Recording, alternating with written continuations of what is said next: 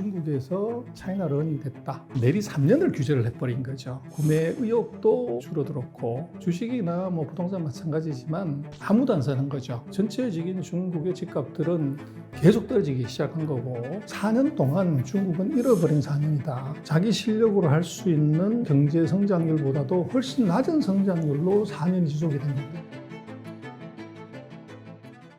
네, 머니인사이드 구독자 여러분 안녕하세요. 중국경제금융연구소의 전병서 소장입니다.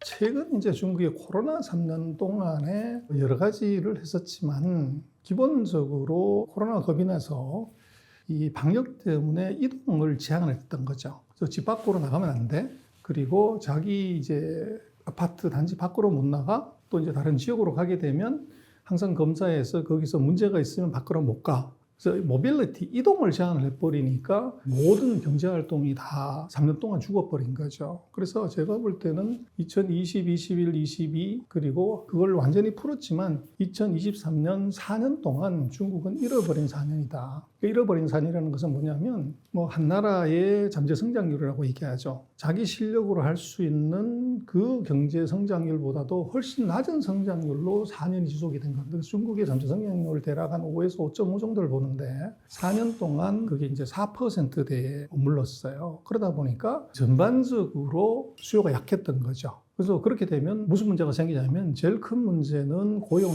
문제가 됩니다. 성장이 높아지지 않으면 이제 고용 유발 개수가 떨어지는 거죠. 그래서 중국은 GDP 1%당 대략 한 250만 명 정도를 고용을 해요. 근데 4년 동안 이제 4%대에 머물렀기 때문에 매년 250만 명씩 해서 한 1000만 명 이상의 사람들이 실업자가 생긴 거죠. 그러다 보니까 실업 문제가 심각해지는데, 그래서 금년도 같은 경우는 중국은 이제 코로나 문제도 어느 정도 해결이 됐고, 또 이제 부동산 경기 문제들도 정부가 손을 썼고, 그래서 금년에 중국의 경제 정책의 최우선은 고용을 어떻게 늘릴 것이냐. 그래서 경기 부양에 완전 올인을 할 것 같고, 그래서 아마 2024년에는 아마 중국의 목표는 5% 이상 그렇게 성장률을 맞춰야 4년 동안에 이제 그 리스크가 어느 정도 해소가 되는 거죠. 그래서 중국의 경제 성장률은 서방 세계들은 이제 4%, 3% 뭐 이렇게 얘기를 하지만 중국의 특성을 보면 중국의 GDP는 그건 고용 지표라고 봐야 돼요. 그 사회주의 국가이기 때문에.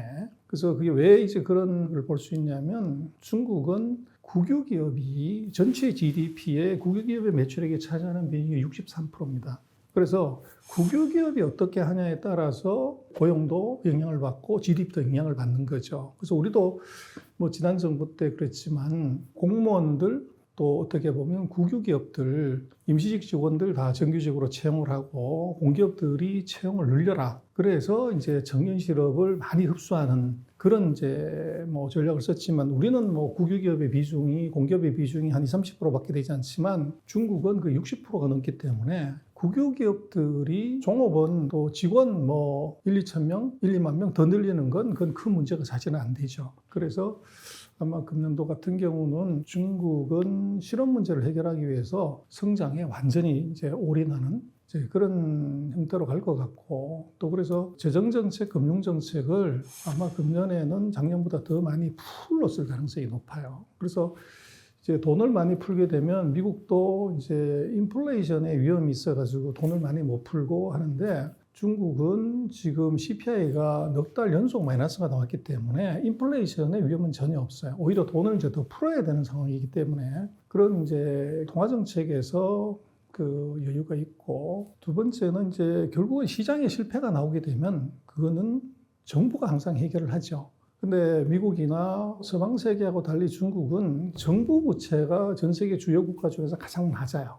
그러다 보니까 재정 적자를 많이 내더라도 이 다른 나라, 뭐 미국, 일본, 뭐 미국도 100%가 넘고 일본도 200%가 넘지만 GDP 대비 정부 부채 비율이 중국은 그것의 절반 정도 수준밖에 되지 않아요. 그래서 재정 적자를 한 5%나 6% 정도를 내더라도 정부가 감당하기 늘렸기 때문에 아마 2024년에는 아마 재정 정책 쪽에서 대규모 국채를 발행한다든지 뭐 정부 보조금을 지급하다든지 이제 그런 형태로 경기 부양을 본격적으로 할 가능성이 대단히 높아 보입니다.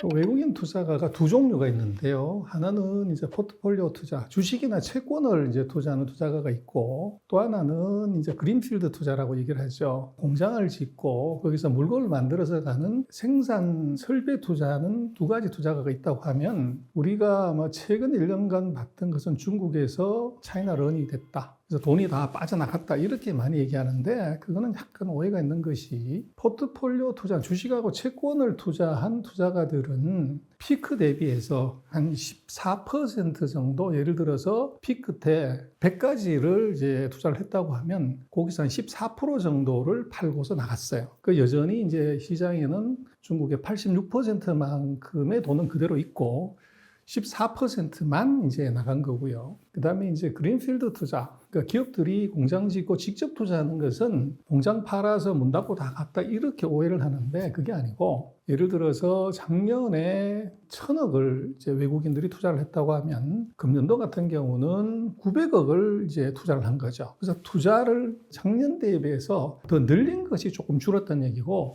공장 다 팔아가지고 나갔다, 이건 아니에요. 근데 우리는 이제 중국이 위기다, 위험하다 이러니까 외국인들이 다 공장 팔고 떠난 것처럼 이렇게 이제 많이 보도를 했죠. 그래서 그거는 아니고, 예년에 비해서 투자 금액이 줄었다, 이렇게 보는 것이 맞고, 그리고 이제 우리가 뭐 탈중국 했다 뭐 이런 얘기를 많이 하지만, 그거는 이제 우리나라의 정서로 보면 맞아요. 우리나라 뭐 중소기업들, 중견기업들이 중국에서 다 이제 퇴출한 것이 뭐 최근 3년간의 코로나 기간 중에 있는 일이지만, 그러나 우리가 이제 중국에서 기업들의 퇴출이나 탈출은 한국 기업의 기준으로 보면 안 되고, 지금 가장 중요한 것이 미국과 중국이 경제전쟁을 하잖아요. 기술전쟁.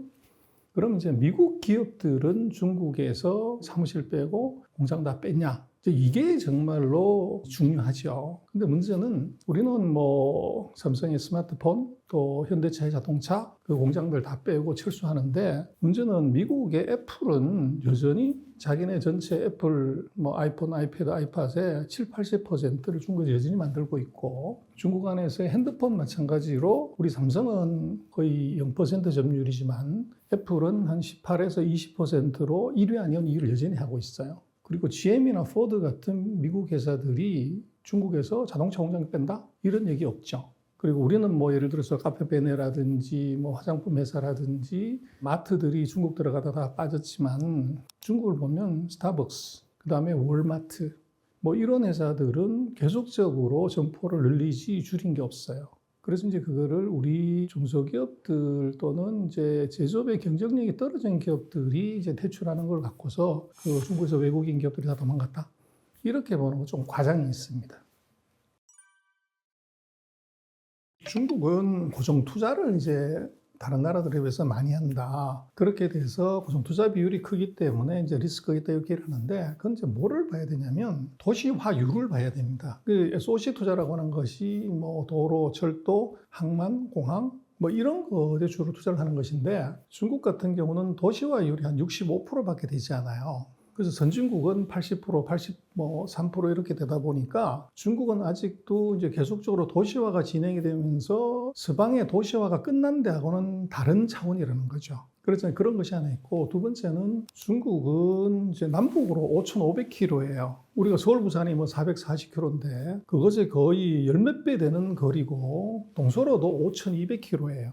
그러다 보니까 거기에 이제 물류 시스템을 갖추려고 하면은 철도라든지 이제 고속도로라든지 이것의 투자가 뭐 우리로서는 상상이 안 되는 정도 규모로 일어나야 되는 거죠. 그러다 보니까 고정 투자가 많았는데, 지금은 중국은 기본적인 고속철도, 고속도로, 도로망은 거의 다 갖춰진 상태예요. 그래서 아마 제가 볼 때는 고정 투자의 비중은 앞으로 계속적으로 떨어질 수밖에 없는 걸로 갈 거고, 그 중국이 지금 아주 놀라운 것은, 한국에도 최근에 이제 들어왔습니다만은 알리익스프레스나 그 마동석 배우가 그 광고하고 있는 테무나 뭐 이런 CBT라고 그러죠. 국경 간 거래하는 해외 직구 사이트가 한국에 들어왔는데, 보면 우리가 주문하고 나서 한 5일에서 6일이면 바로 이제 중국에 직구한 뭐 이런 물품이 바로 들어와요. 그리고 그것도 보면 그 물건들이 전부 메이드 인 차이나예요. 뭐 5,000원짜리, 3,000원짜리, 뭐 2,000원짜리, 뭐 500원짜리도 우리 같으면은 한국 기업들 같으면은 그런 것 만들던 중국에 있던 회사들은 다 철수했죠. 그런데 중국을 보면 그 물건들이 다 메이드 인 차이나라는 거죠. 어떻게 가능하냐? 메이드 인 베트남이나 메이드 인 뭐 타일랜드나 메이드 인 인도면은 이제 이해가 되지만, 그래서 그게 어떻게 그렇게 돼 있냐면 두 가지가 있는데, 하나는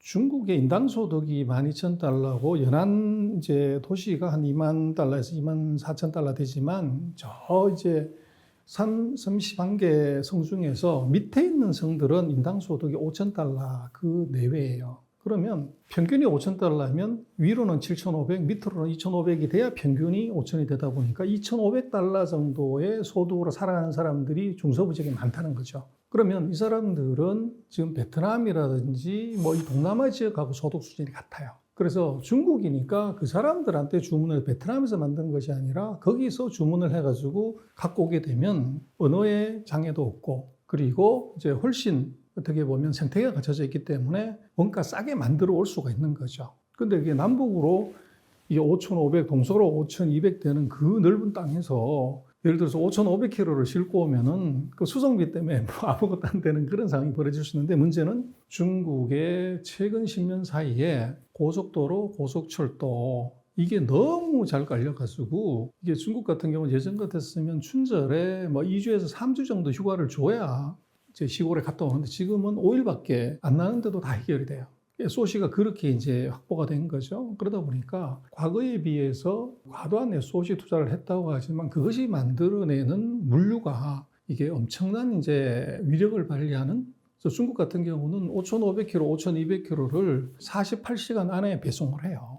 이제 그런 현상이 지금 나타나고 있고, 그래서 우리는 뭐 중국이 그 고정 투자가 과잉하다는 것에만 이제 포커스를 하는데, 거기에 긍정적인 효과가 이제 뭐가 있냐도 같이 봐야 됩니다. 그리고 그것에 이제 우리가 지금 큰 타격은 한국의 이제 전자상거래하는 회사들의 최대 리스크가 지금 테무나 시인이나 알리 같은 중국의 전자상거래 회사들이 한국에 다이렉트로 들어와가지고 저가 시장을 다 쓸어버리는 이제 그런 현상. 근데 그것이 한국에만 국한된 현상이 아니고 미국에서도 보면은 테무가 뭐 1년 정도 겨우 장사를 시작을 했는데 가입자가 1억 5천만인가 뭐 그래요. 시인 같은 경우는 2억 6천만 명의 가입자를 가진 거대한 플랫폼으로 등장을 했는데, 그것이 중국의 그런 이제 SOC 인프라가 갖춰지는 과정에서 그걸 효율적으로 사용을 해가지고 중국안이 아니라 전 세계를 이제 무대로 물건을 파는 이제 이런 게 지금 가능해졌다는 거죠. 그래서 지금 테무 같은 경우 전 세계 48개 나라에다가 이게 물건을 팔고, 시인 같은 경우는 150개 나라에다가 물건을 팔아요. 근데 거기 베이스는 그게 전부 메이드 인 차이나. 그래서 그것이 가능하게 된 것은 중국의 인프라 투자들이 그거를 이제 가능하게 해준 이제 그런 일이 실제로 지금 벌어지고 있는 거죠. 소비 심리가 산다는 것은 결국은 소득 효과가 있든지 또는 차산 효과가 있어야 돼요. 그래서 땅값이 올라가고 주가가 올라가면 당연히 백화점에 가서 물건 사죠. 근데 땅값과 집값이 이게 이제 안 올라가거나 떨어지면 그 웰스 이펙트가 없죠. 그럼 이제 소비를 하려고 하면 소득 효과, 급여가 올라가고 취직을 해서 돈을 받아야 되는데, 그러려면 전제 조건이 첫 번째는 기업들이 생산을 늘릴 수 있어야 되고, 두 번째는 매출액이 늘어나야 되는 거죠. 그렇게 되면 기업들이 고용을 늘리게 되고, 고용을 늘리게 되면 소득이 늘게 되고, 소득이 늘면 소비가 느는 그 이제 한 대여섯 단계가 필요한데, 지금 중국을 보면은 3년 동안 봉쇄하고 난 다음번에 생산이 힘들었었어요. 근데 지금 보면 중국이 어느 정도 코로나가 안정되면서 생산이 이제 플러스로 돌아서서 돌아왔고, 그리고 이제 매출이 그러면 생산한 것을 팔아야 되는데 매출의 회복이 이제 한 1%, 2% 정도 플러스로 들어왔어요.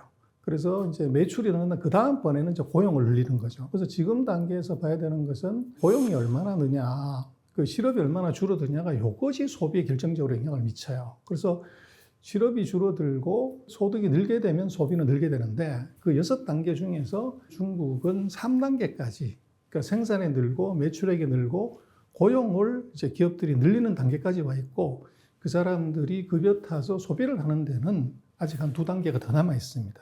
그래서 지금으로 보면은 소비 회복의 절반 정도까지 왔다 이렇게 볼 수가 있고, 그러나 이제 중국의 소비는 이제 두 가지를 볼 수가 있는데, 뭐 14억이 먹고 입고 쓰고 하는 것들이 어마어마한 규모인데, 이제 내구 소비재, 자동차라든지 가전이라든지 이것까지 사게 되면 호황이고, 그리고 이제 내수해보고 먼저 입고 마시고 쓰고 이제 구경 가는 것이 중요한데, 이번 2024년 2월 이제 구정이죠. 춘절에 이 중국인들이 얼마만큼 소비를 했냐가 중국의 소비 회복에 굉장히 중요한 바로미터가 될 겁니다. 그래서 최근 3년 동안은 코로나 때문에 이제 고향에 간다든지 뭐 이게 잘 안 됐고, 근데 이번이 보면 처음으로 코로나 이후에 이제 고향에 자유롭게 가고 이제 돈도 조금 쓰고 하는 그런 첫 해가 되는 거죠. 그렇게 놓고 보면 4년 동안 잠자고 있던 중국의 소비 심리가 깨어난 것의 징조는 이번 춘절 때 얼마를 썼냐를 보면 되는데, 지금 인구 이동량으로 보면 최근 4년 중에서 가장 많은 인구가 이동을 했고, 또 박스 오피스라고 그러죠. 뭐 우리는 그렇지 않지만 넷플릭스로 보지만 중국은 아직도 극장에 가가지고 영화를 많이 봐요. 구정 때. 그 박스 오피스 매출액도 최근 4년 중에서는 가장 많이 이제 일어나는 그런 현상이 지금 나타나고 있어서, 아마도 그런 회복의 시그널은 아마 2월에 일정한 부분만큼 보여지지 않을까 싶습니다. 헝다는 뭐 3년 전에 부도난 회사예요. 2021년에 이제 부도가 났는데 그걸 아직까지 부도를 안 내고 있었던 거죠. 굉장히 이상한 일이기도 한데, 청산 절차를 밟는다는 것은 홍콩에 상장된 이 헝다 법인이 있어요. 그래서 우리가 헝다 상장회사라고 하면 중국의 본토에 있는 증시에 상장된 게 아니고 홍콩에 상장돼 있는 회사인데, 그것은 이제 법인 등록지가 홍콩이죠. 그래서 그 홍콩 법원이 홍콩에 있는 법인의 청산을 명령한 거고요. 근데 이제 중국이 약간 우리하고 다른 점은, 중국은 해외에서 기업을 상장을 할 때 좀 독특한 방식을 써요. 그래서 이제 면세 지역에다가 SPC라고 그러죠. 페이퍼 컴퍼니를 만들고, 그 페이퍼 컴퍼니가 국내에 있는 회사를 돈을 빌려주고 거기서 이제 경영 계약을 하는 거죠. 이 회사의 경영 관련되는 것들의 권리는 내가 가진다는 계약서를 써요. 그렇게 해서 실질적으로는 지배를 하지만 법적으로는 담보를 잡고 있다, 이렇게 보면 되는데, 그걸 홍콩이나 미국은 인정을 해줘요. 그래서 이제 그렇게 되어 있는 면세 지역에 만들어진 법인이 해외에 상장을 하는 겁니다. 그래서 실제적으로는 페이퍼 컴퍼니라고 봐야 돼요. 그래서 이제 중국에서 보면 미국의 알리바바부터 시작해서 플랫폼 기업들 다 하나가 상장을 했지만 그 기업들의 상장된 형태가 다 그렇게 돼 있습니다. VIE 구조라고 얘기를 하는데, 그래서 이번에 헝다의 청산 명령은 헝다 본토에 있는 본사가 청산되는 게 아니고 면세 지역에 있는 페이퍼 컴퍼니, 그 회사가 청산 명령을 받은 겁니다. 그래서 중국 본토에서 그걸 수용하냐 마냐 하는 것은 별개의 문제예요. 그리고 이제 헝다 같은 경우는 2021년에 1등 하던 회사였기 때문에 왜 3년 동안 부도를 안 내고 그냥 뒀냐 그러면, 건설 공사를 하던 게 너무 많았던 거죠. 그래서 그걸 만약에 순간에 부도를 내게 되면 하청업체들, 그 다음번에 이제 아파트 청약을 한 사람들이 집을 이제 인수하지 못하는 그런 불성사가 있기 때문에 정부가 이제 일정한 만큼 자금 지원을 하면서 공사 완공을 시키려고 하다가 보니까 계속 3년간 연장을 한 것이고, 헝다 같은 경우는 한 2조 4천억 위안이 부채가 그 정도가 돼요. 근데 실제 차입금 같은 경우는 그보다 훨씬 적고요. 그리고 이제 그것보다는 하청업체들에 대한 하청 대금이 한 6천억, 7천억 정도가 되는데, 그게 이제 정부로서는 더 부담이 되는 거죠. 그래서 은행에서 빌려간 돈 같은 경우는 뭐 은행이 대금 상환을 지원하거나 이자를 이제 안 받거나 하면 되는 거지만, 하청업체들은 큰 문제가 되는 거죠. 중국의 GDP가 한 120조 정도 됩니다. 그래서 헝다가 한 2조 4천이라고 하면은 2%가 안 되는 거죠. 그냥 다 부도가 난다고 하더라도. 우리나라 언론에서 많이 보도하는 게 중국 GDP의 30%가 넘는다, 부동산이. 그런데 그게 이제 뭐가 가장이 있냐면, 건축업하고 부동산업이 중국 GDP에서 차지하는 비중은 작년에 12%입니다. 가장 피크였을 때 15% 정도고, 중국은 뭐 세계 공장이라고 얘기하지 않습니까? 근데 중국의 제조업, 공업의 GDP 비중이 39%밖에 안 돼요. 근데 부동산이 30%가 넘는데 이건 너무 과장이 돼 있고, 한 12에서 15% 정도 되는데, 거기에 뭐를 이제 더해서 30%라 얘기를 하냐면, 가구, 가전, 자동차, 건자재, 시멘트, 철강, 이거 다 합쳐가지고 보면 GDP 한 30%? 그렇게 얘기를 하는 거죠. 그래서 그것은 조금 부동산 수치들이 GDP의 30%가 넘어가서 뭐 이런다고 하는 것은 과장이 좀 돼 있고, 물론 부동산 경기가 좋지 않았을 때 연관 산업들이 영향을 받는 건 있지만 자동차가 뭐 집에서만 쓰는 거 아니고 또 철근 시멘트 뭐 이런 것들도 아파트 짓는 데만 쓰는 게 아니잖아요. 그래서 조금 과장이 되는 면이 하나 있고, 두 번째는 보면 이제 중국에서 빈집이 1억 몇천만 채가 있다. 그래서 중국이 심각하다. 뭐 이렇게 얘기를 하는데, 그것도 이제 누가 어떻게 추정을 한 거냐를 보면 영국에 있는 어떤 연구원이 6천만 채라고 얘기를 했다가 지금은 그게 늘어서 1억 3천만 채라고 했다. 그걸 우리가 계속 언론에서 반복해서 쓰는데, 중국이 어떻게 봐야 되냐면 전체 가구 수가 한 4억 2천만 가구 됩니다. 그런데 도시화율이 한 65% 정도 돼요.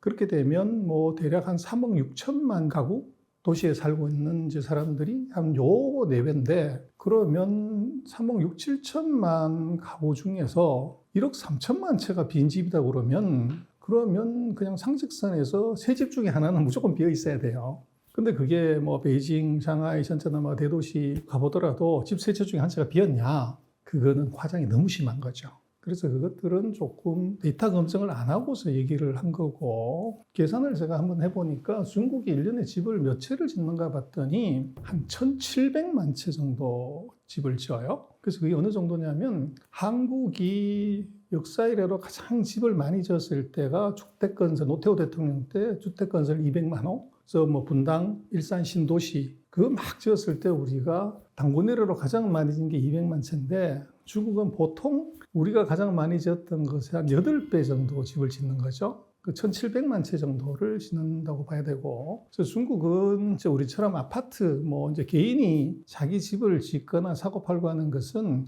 98년 이후부터 중국은 이제 아파트 시장이 형성이 돼. 그 이전에는 직장이 자기 직원들의 집을 다 제공을 했었어요. 그래서 98년부터 이제 집은 이제 안 주는 대신 급여로 줄게. 뭐 이렇게 해서 이제 시장 형성했는데, 98년 이후에 지은 아파트의 전체 숫자가 한 2억 한 1, 2천만 채 정도 돼요. 근데 거기에 재고가 13,000채가 있다. 이건 너무 과장이 심한 거죠. 그렇게 볼 수가 있고, 그러나 이제 중국이 작년 정도로 보면은 2017년 이후로 부동산 재고는 가장 많아요. 집은 안 팔리고, 그래서 그게 대략 한 1년에 한 3, 400만 채였는데 작년 같은 경우는 그 600만 채 정도로 올라갔어요. 그래서 판매 대비 재고 비율이 이제 과거 같으면 3, 40%였다가 이게 이제 6, 70%까지 훅 올라간, 그래서 역대 가장 많은 재고율을 가진 건 분명하고, 그래서 굉장히 안 좋은 나왔는데, 그것이 뭐 몇 억 채가 빈집이다, 뭐 미분양이다 이렇게 얘기하는 것은 너무 과장이 돼 있다.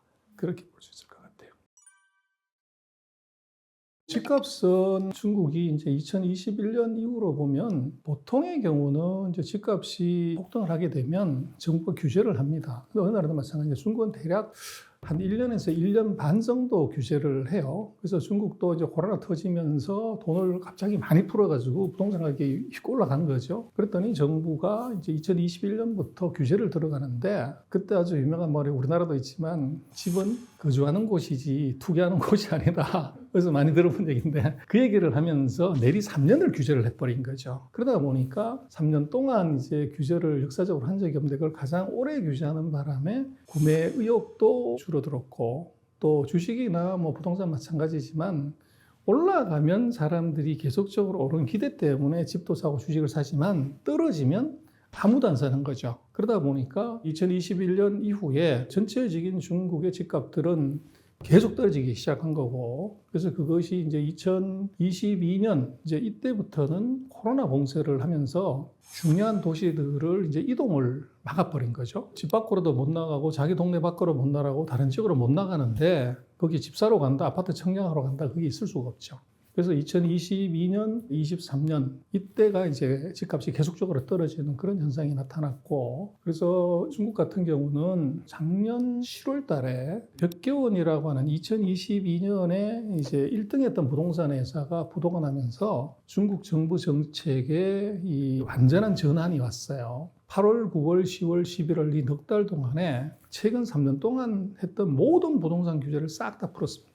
그리고 이제 반대로 우리 같은 경우는 뭐 미국도 그렇습니다만은 부동산 회사들한테 이게 돈을 너무 많이 빌려줘서 부동산 PF를 너무 많이 해서 여기서 버블이 생겨가지고 터져서 난리인데, 중국은 그 3년 동안에 부동산 회사들한테 대출을 안 해준 겁니다. 돈을 안 줘가지고 이제 부동산 회사가 부도나는 서방 세계하고는 이제 굉장히 다른 정반대의 현상이 나타났는데, 그것을 작년 하반기 들어서 이제 스탠스를 완전히 바꿔가지고 부동산 회사들에게 대출을 해줘라. 그래서 예를 들면 은행 평균 대출 증가율보다는 부동산 회사들에 대한 대출 증가율은 무조건 더 높아야 된다. 그래서 이제 돈을 빌려주라는 거죠. 이제 그렇게 완전히 전환을 했고, 그래서 그게 지금 한 2개월 정도 진행이 된 겁니다. 그러나 정부 정책이나 대출금리 인하라는 것이 3년 동안 이제 묶어놨던 그 심리가 뭐 한두 달 만에 바로 반전이 되는 것은 어렵죠. 그래서 이제 중국 같은 경우는 최근 3년 동안 코로나 봉쇄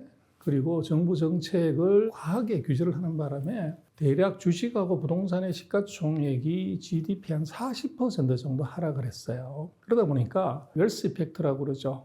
그 자산 효과가 확 줄어든 겁니다. 그러다 보니까 이제 우리도 그렇습니다만은 집값이 10억 하다가 20억 됐다. 그럼 실제적으로 현금 들어오는 건 없지만 은행에 담보 잡혀가지고 내가 돈을 쓴다거나 이게 이제 가능하기 때문에 구매력이 높아지죠. 근데 10억 하던 게 5억이 돼버리면 이 담보력도 떨어지고 차입여력도 떨어지기 때문에 소비를 안 하게 되죠. 그래서 이제 중국 같은 경우는 그 규제를 풀긴 했지만 이제 어떻게 보면 정상화를 찾아가는 데는 시간이 적어도 6개월에서 1년 정도 시간이 걸리는 거죠. 그래서 놓고 보면 중국 정부의 금융 규제를 이제 경기 부양으로 전환시킨 효과들은 아마 금년 3, 4분기, 4, 4분기 이제 그 정도 돼야 아마 나타날 거 아닌가 싶고, 부동산 가격의 하락은 이제 계속 지속은 되고 있지만 하락폭은 조금씩 이제 줄어드는 그런 양상으로